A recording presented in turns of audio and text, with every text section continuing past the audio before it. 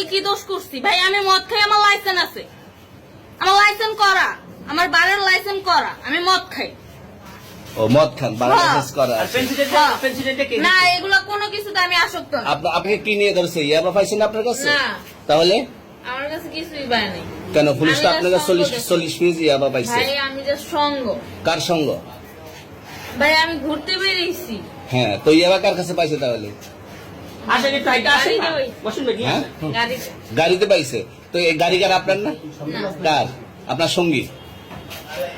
আপনি তো ছিলেন তাদের সাথে একসাথে, বাবা আপনারা একসাথে 40 পিস ইয়াবা পাইছে, আবার আপনি বলতেছেন আপনার কাছে হয় না, গাড়িতে পাইছে।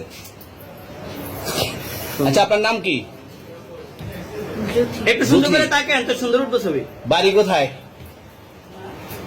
ঢাকা মিরপুর। ঢাকা মিরপুর। বাবার নাম কি? বাবার নামও বলা লাগবে? হ্যাঁ, বলেন কি নাম?